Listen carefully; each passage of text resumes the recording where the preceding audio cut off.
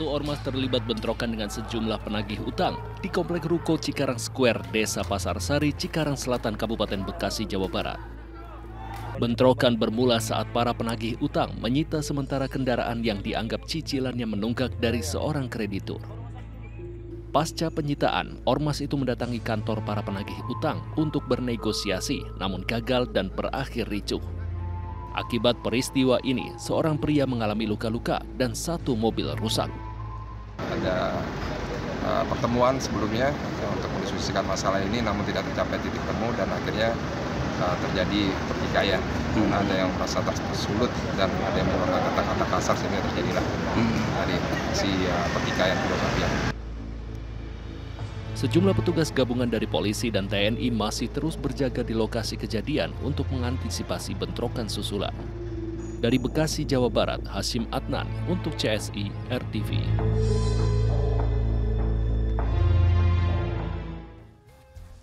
Seorang pelajar SMP tewas usai terlibat kecelakaan motor dengan pelajar lain di Jember, Jawa Timur. Sementara itu, di Cengkareng, Jakarta Barat, sebuah bus tiba-tiba terbakar dan api menjalar ke motor serta mobil yang terparkir di depannya. Sahabat, inilah catatan seputar investigasi. Bersama saya, Pramadika Samudra.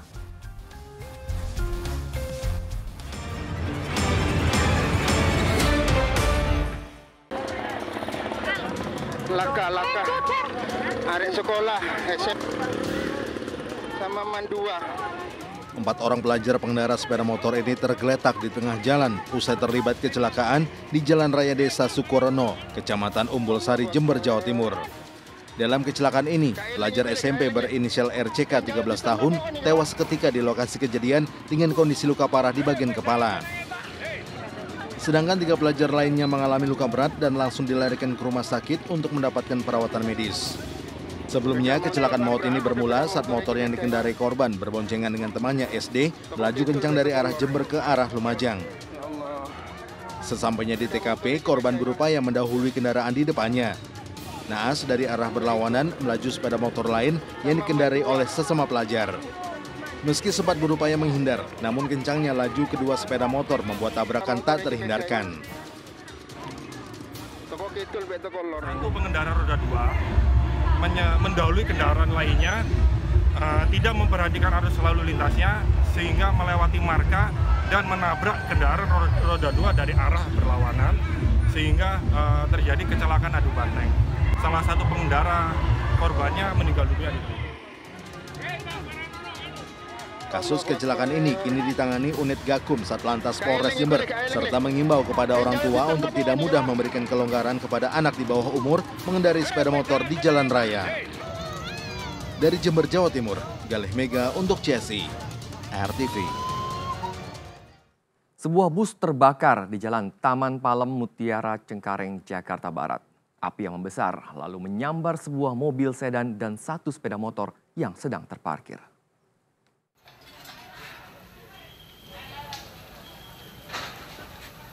Warga dibantu petugas keamanan berusaha memadamkan api dari sebuah bus mikro jenis Elf yang terbakar di Jalan Taman Palem Mutiara, Cengkareng, Jakarta Barat.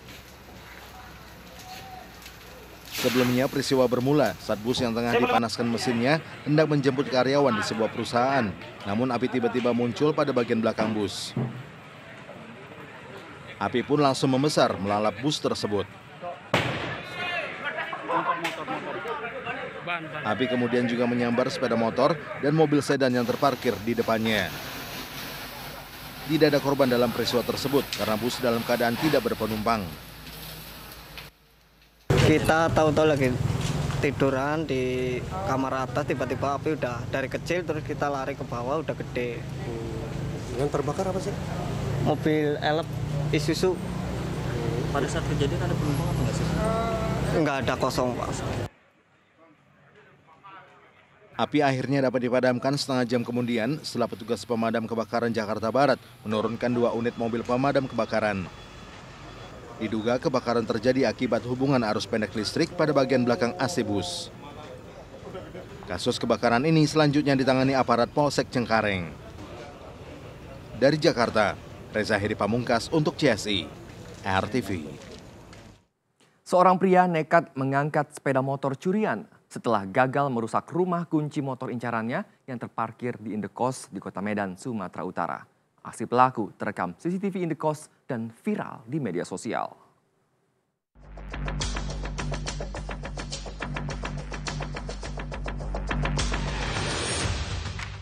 Pria ini masih berusaha membobol rumah kunci motor milik penghuni indekos yang terparkir di Jalan Bunga Cempaka, Medan Selayang, Kota Medan, Sumatera Utara. Sebelumnya, pelaku terlihat merusak gembok pagar indekos dan menerobos masuk menggasak sepeda motor yang terparkir. Namun karena gagal membobol rumah kunci motor, pelaku pun nekat menggotong sepeda motor curiannya. Meski sempat terpergok penjaga indekos, namun pelaku langsung kabur membawa motor korban bersama rekannya yang sudah menunggu di luar. Di sholat subuh, kedengar suara kayak besi-besi itu kan. Dengar, saya cepetin sholat. Pas saya keluar, saya lihat pagar itu udah kebuka. Diangkat sampai depan situ kayaknya. Sampai itu, habis itu disutut sama kawannya itu. Aksi pencurian sepeda motor baru pertama kali terjadi di indekos tersebut.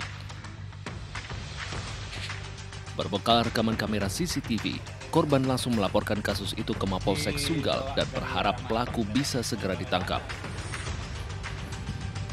Dari Medan, Sumatera Utara, Wahyu Maulana untuk CSI RTV. Sahabat RTV, sebuah ambulans yang tengah membawa pasien ke Kota Bandung bertabrakan dengan pengendara motor. Kondisi ambulans rusak cukup parah di bagian depan, sementara pengendara motor mengalami luka ringan.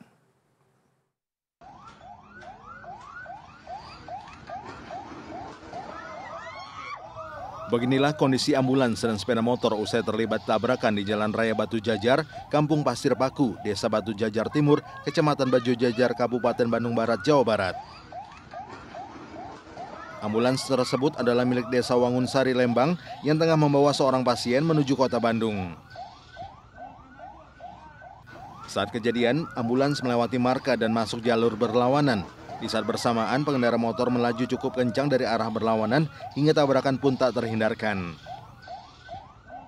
Kendaraan ambulans tersebut dari arah Cililin menuju arah Bandung sedang membawa pasien rawat inap untuk rujukan ke Rumah Sakit Asi Kuda. Lalu pada saat di tempat kejadian perkara mengambil terlalu ke kanan dan akhirnya bertabrakan dengan sepeda motor tersebut. Akibat tabrakan itu, pengendara motor mengalami luka ringan dan telah mendapatkan perawatan medis. Sementara bagian depan ambulans rusak cukup parah. Kedua pihak yang terlibat kecelakaan akhirnya sepakat untuk berdamai dengan dimediasi pihak Mapolsek Batu Jajar. Dari Kabupaten Bandung Barat, Jawa Barat, Bayu Rohman untuk CSI RTV. Butuh waktu seminggu untuk mengungkap siapa dalang pelaku pembunuhan seorang penjual kue keliling yang jenazahnya ditemukan berada di dalam koper merah di Pangkep, Sulawesi Selatan. Lantas siapa pelakunya? Mengapa ia tega menghabisi nyawa korban? Selengkapnya dalam liputan mendalam CSI bagian kedua, koper merah, saksi bisu perampokan berdarah.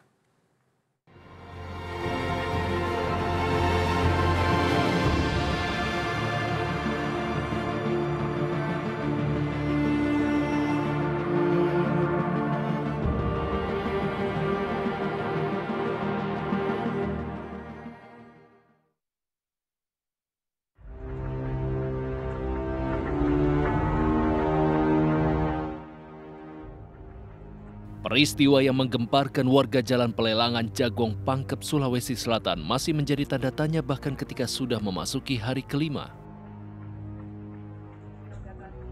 Siapakah pembunuh Ramlah yang jenazahnya ditemukan meringkuk di dalam koper merah tak kunjung terungkap? Wanita berusia 47 tahun itu selama 6 bulan terakhir hidup sendiri dan berprofesi sebagai penjual kue keliling di sekitar rumah kontrakannya. Dari hasil pemeriksaan dokter forensik, ditemukan satu luka memar bekas hantaman benda tumpul di kepala korban. Hantaman itu pula yang diduga menjadi penyebab utama kematian korban. Polisi juga menerima informasi jika barang-barang korban banyak yang hilang, seperti handphone dan juga sepeda motor.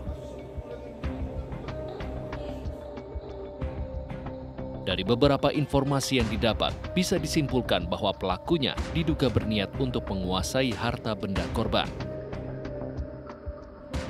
Meski begitu, pelakunya diduga merupakan orang yang berada tak jauh dari lingkungan korban. Kasus-kasus pembunuhan di satu tempat tertentu gitu ya, maksudnya bukan di jalanan atau itu kebanyakan memang dilakukan oleh orang, kebanyakan ya, paling lebih banyak itu dilakukan oleh orang-orang yang mempunyai hubungan ya, apakah itu keluarga, teman, saudara, kenalan dan lain-lain. Dan kenalan itu sekarang ini lebih variatif ya, bisa kenalan lewat media sosial dan lain-lain tuh. Itu jadi seperti itu, setidak-tidaknya mereka saling mengenal. Kalau itu ada di dalam lingkup lebih sempit misalnya di dalam rumah gitu, apalagi di dalam kos-kosan gitu ya. Kalau di jalan mungkin akan berbeda, tetapi kalau di rumah atau mungkin di satu ruangan mereka setidaknya sudah ada komunikasi. Apalagi kalau dalam kamar laki perempuan itu pasti ada komunikasi intens antara keduanya. Kita lihat bahwa jasad ini baru ditemukan setelah 3 hari, sebenarnya pelaku ini masih mempunyai jeda. Ketika dia misalnya hari ini dia tidak bisa angkut, mungkin besok bisa kembali lagi. Tapi dia berpikir bahwa ya sudah, daripada ketahuan, toh itu udah 3 hari nggak ketahuan, ya udah nanti aja dibiarkan saja. Atau kalaupun dia lari, pasti akan lebih jauh daripada dia lari kembali lagi gitu.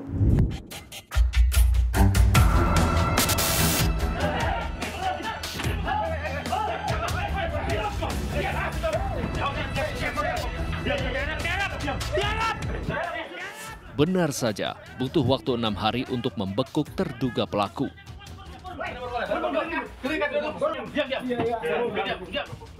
Ia dibekuk di tempat persembunyiannya di sebuah pondok yang berada di Gunung Intan, Penajam Pasir Utara, Kalimantan Timur.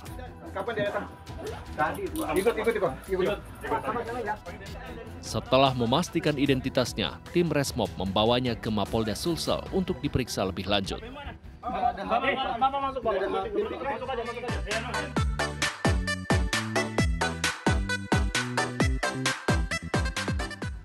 Pria ini bernama Andi Rumbayan. Ia sehari-hari dikenal sebagai preman kampung asal Jagong, Pangkep, Sulawesi Selatan. Pria berusia 37 tahun ini diketahui tinggal bersama istri dan kelima anaknya di rumah yang tak jauh dari TKP pembunuhan Ramlah yang jenazahnya ditemukan meringkuk di dalam koper merah. Setelah jenazah Ramlah ditemukan, ia diketahui menghilang dari rumah.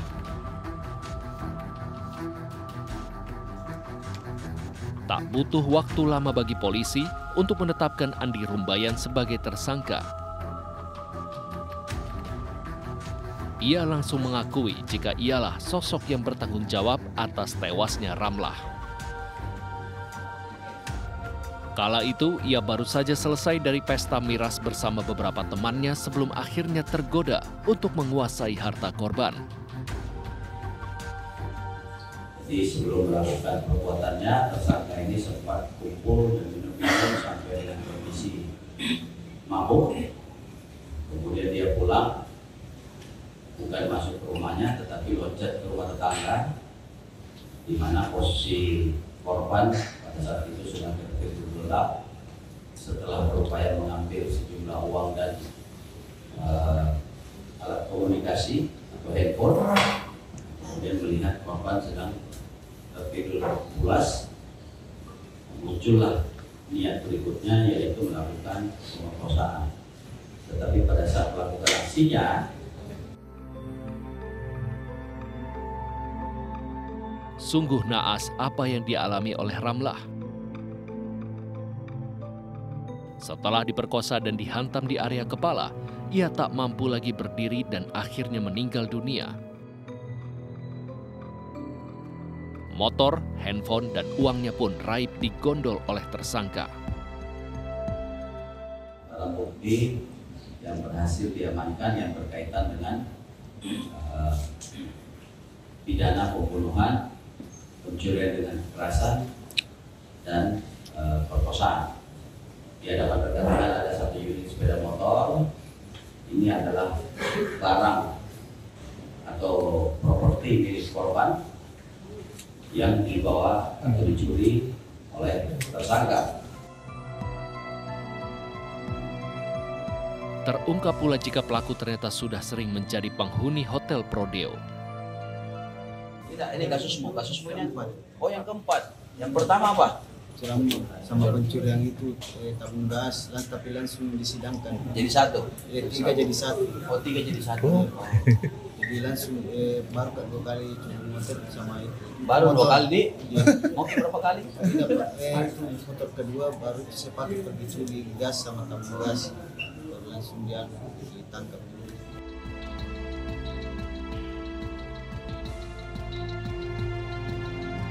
Atas kasus ini, Andi Rumbayan dalam waktu dekat akan kembali menjadi penghuni tahanan.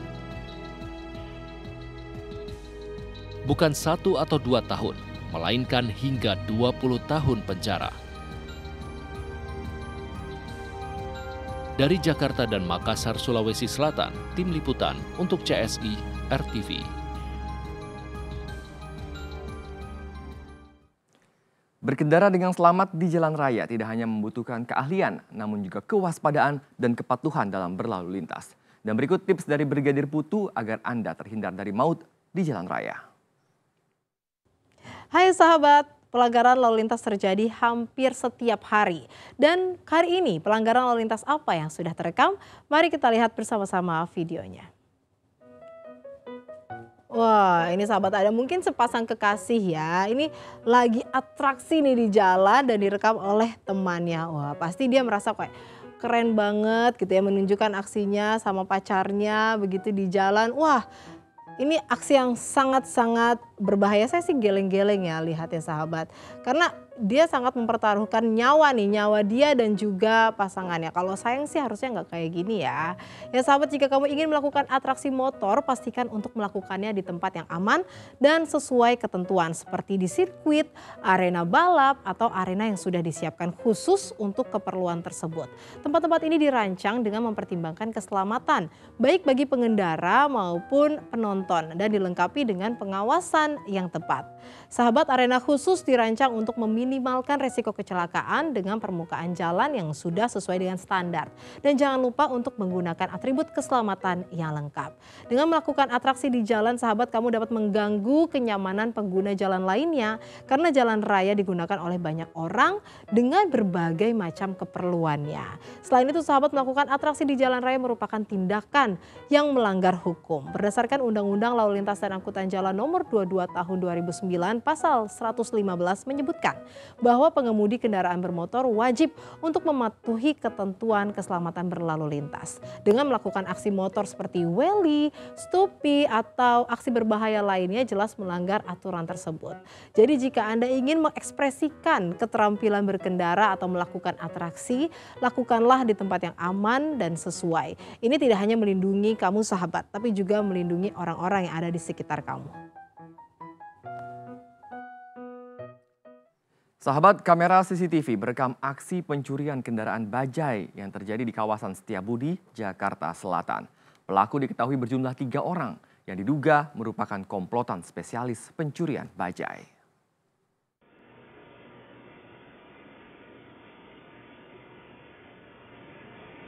Pencurian kendaraan bajai menimpa seorang pria yang tinggal di kawasan Setiabudi, Jakarta Selatan.